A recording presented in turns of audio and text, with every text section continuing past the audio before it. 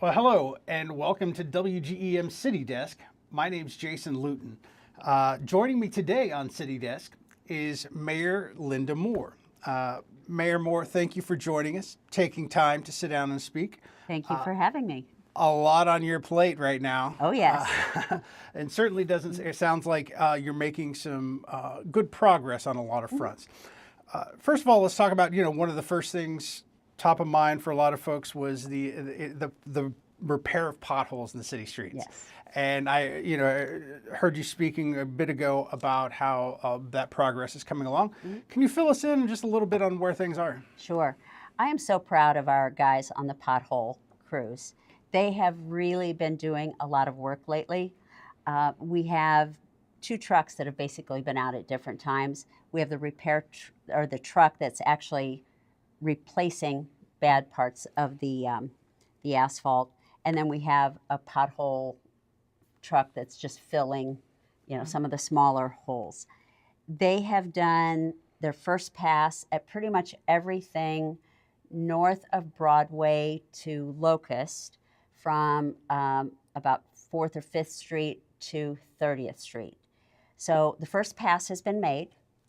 We'll make a second pass again in a few weeks. So now they're shifting to the south quadrants and working on those to make the first pass there. So we'll do a first pass of everything, and then we'll go back and make a second pass a little bit later. But they're really cranking things out. I'm getting a lot of feedback from citizens who said, hey, your pothole patrol was here. They filled the pothole that hasn't been touched in 10 years.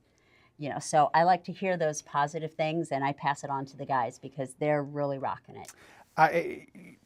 You made a lot of, we talked the last time you were in here about the grid system. How is the grid system working, improving? It's working. Yeah, it's working, and that's what's allowing them to make more progress because they're staying in the grid and doing everything they can in that grid for that day and then moving on to the next one and the next one. So that's allowing them to be much more efficient, which is what we had hoped to happen. Obviously, lots of road work happening around the city, lots of road work. Later this week, the bridge in Hannibal closes for 30 days.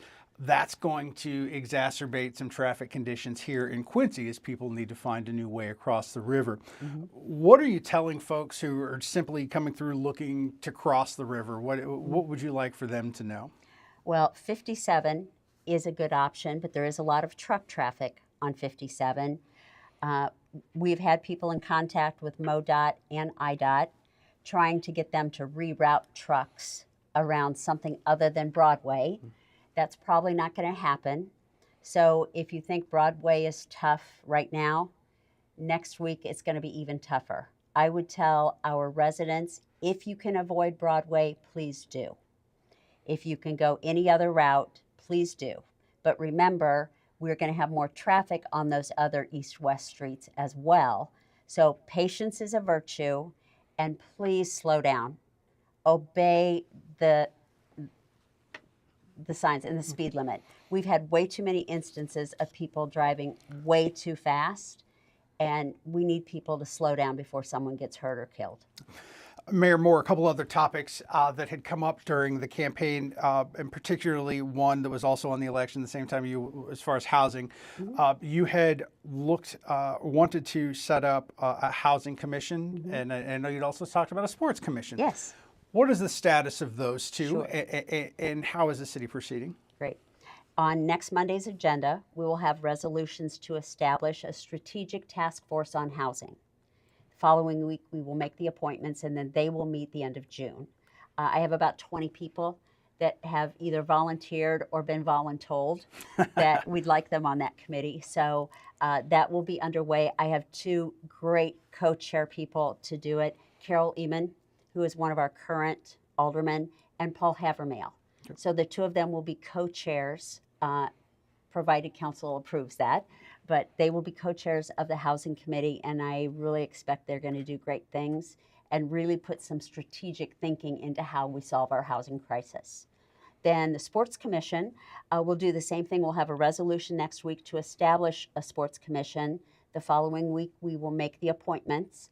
We will probably be adding to those appointments over the course of the summer as we figure out we need additional support in certain areas. And we're trying, on the Sports Commission, we're trying to have 3 pockets. The sports expertise, the team's tournament expertise, and the money players. Because we're going to need all 3 to figure out how do we get the facilities we need to impact sports tourism in our community. So it sounds like quite a bit actually progressing, maybe behind the scenes, but we should see some very public movement here coming up in the near future. Fantastic. One issue that came up last week in my conversation with Police Chief Yates was the use of flock cameras. And there had been some concern about that, particularly that had come up at last week's City Council meeting. Can you tell us a little bit from your perspective? Is this a controversy? Does the do you think the flock cameras are being used in any inappropriate manners? I don't believe the flock cameras are being used in any inappropriate manners. They have and always have been, always will be used for criminal investigations or law enforcement investigations that require such use.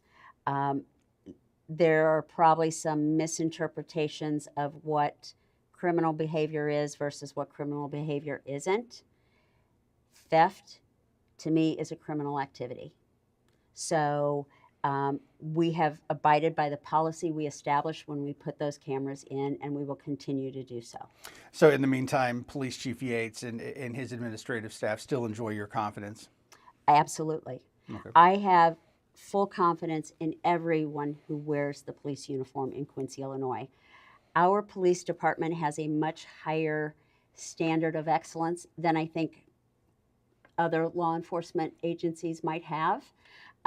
We expect more from them from top to bottom, and I think they deliver. Are there some challenges? Absolutely. Are there personality conflicts? Absolutely. Unfortunately, some of these things have been made public, and it's really nothing but dirty laundry that should have been handled internally. Thank you for that candid answer. Looking ahead at the summer schedule and what's coming up in the future, obviously no shortage of events happening, no shortage of challenges. What's next for you?